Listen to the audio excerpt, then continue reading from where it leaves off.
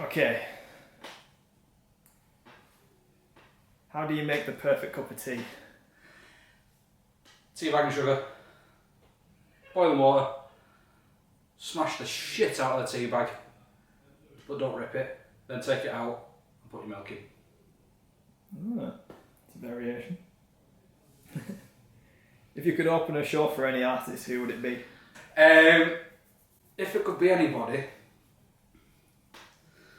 I don't know, because my music taste is a lot different to the other guys, so I'd probably say something similar to, well, I'd go with Alter Bridge. Again, that's a band that we all sort of like, or even somebody like Skillet, it's a band I really like at the minute. I'd really love to open for them. Cool. What's the best advice you've been given? Ooh. Best advice I've been given, it was probably get a drum tech. We were on tour with Absolver, and it was something Martin said to me out of Absolver as a joke, and it stuck with me. I literally just needed a bit of tuning on the snare, and I just asked him to do it whilst I was setting the rest of the stuff up, and he jokingly turned around to me and said, get your own drum tech. So we had a giggle about that, and I think that's probably the best advice, because it means I won't have to do much myself. So that would be my best piece of advice I've ever been given. How far are you off getting a drum tech? Miles. Miles away. I can't even set it up myself, never mind show somebody else how to do it. How would your bandmates describe you? Lazy. Probably. Just, my sleeping pattern's messed up. Always has been, always will be. So staying in bed all the time, or going to bed late, getting up late, that sort of thing. And probably quiet. Don't spend a lot of time talking, in terms of, like, if we're in the band chat on messages and stuff, a lot of the stuff they'll just be talking about, and they'll be spouting random crap, and I'll just sit and watch more than anything rather than inputting. And that's pretty much it. It's just laid back, chilled. What's the funniest thing that's happened to you in the band? It was whilst we were away with Absolver again. We were in Glasgow, and I don't know if Jack's talked about this, but we'd booked an Airbnb in Glasgow Centre, and it turned out not to be a real place where we were actually staying.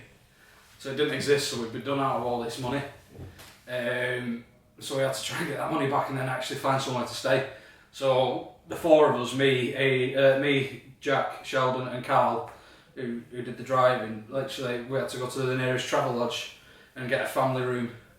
So there was a double bed and two pop-up beds for kids, and we had to stay in that room for the night in Glasgow.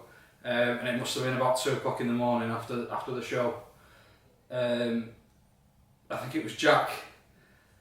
Sheldon and Jack were in the double, and then there was the two singles. Carl was closest to the wall, and I was between them both. Jack's kicked my bed, because it was one of them little camping beds that's on stilts. Kicked it, it's flipped over, I've gone into Carl, and then landed flat on the floor, and the bed's landed on top of me. And this was 2 o'clock on a Friday night in Glasgow, on this top floor of this hotel. And I'm surprised we didn't get kicked out, because we were just being so loud. Did you get him back? No. There's still time. Still time. He's always got to watch his back, it's coming. He just doesn't know when. Do you ever get nervous before going on stage? Yes and no. In terms of actually going on stage, and the thought of being on stage doesn't make me nervous in the slightest, because it's something that I've been doing for ages, from being a kid, doing drama and performing on stage as part of a show or whatever else. So that aspect of it doesn't make me nervous in the slightest. It's more the how it's going to be perceived by people. Are people going to enjoy it? Is it going to go down well? That's what makes me nervous about going on stage more than anything. Is it going to be a good show? Do you get nervous in the build-up? Yeah, a little bit, but only because of that. More than anything, it's more excitement. The build-up is, I want to go on stage, I want to do this, I want to have fun, because that's how I see it. It's me going on with a group of mates, family, going out, having fun on stage for an hour or whatever it is, and enjoying myself. So I don't get nervous about going and enjoying myself on stage and making a tit of myself. So it's not an issue for me. It just doesn't get to me.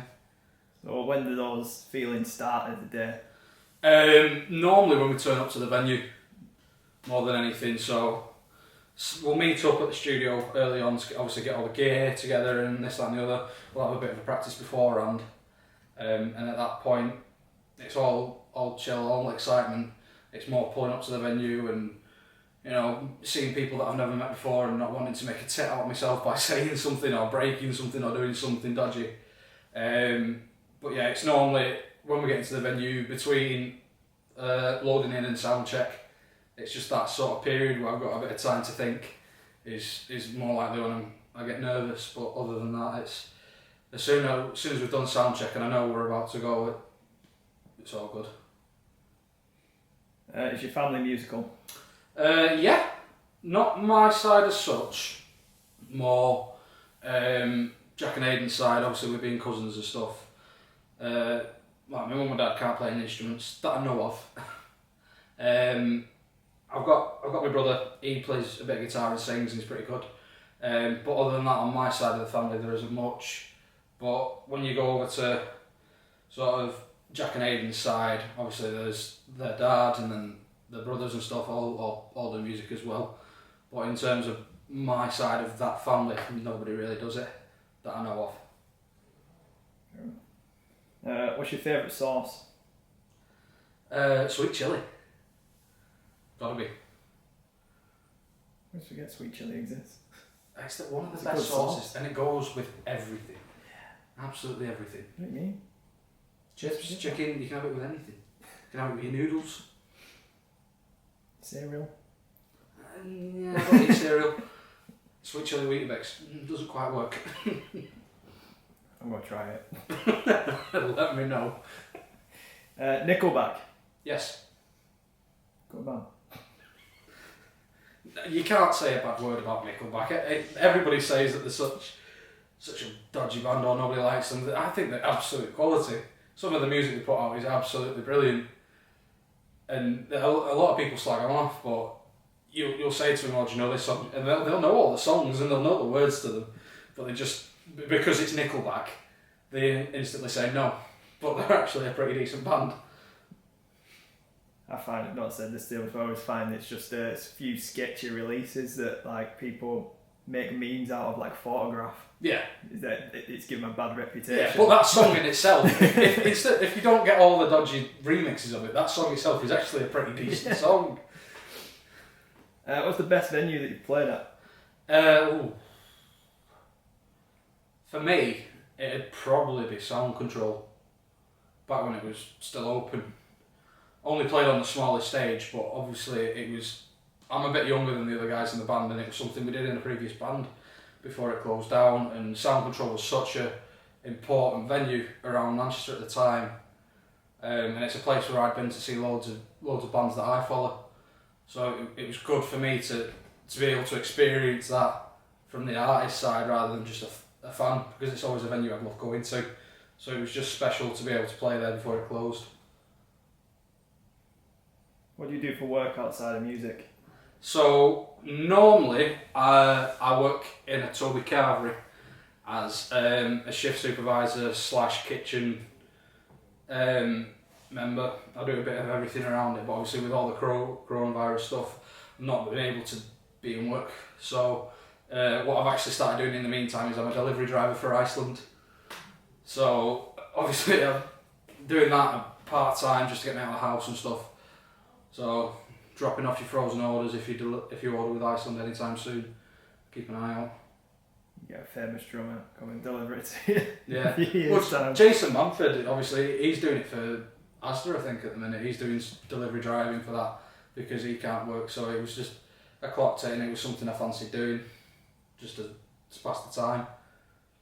You can choose existing bands that have broken up, whatever.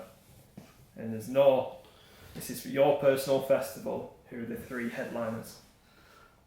Wow. See,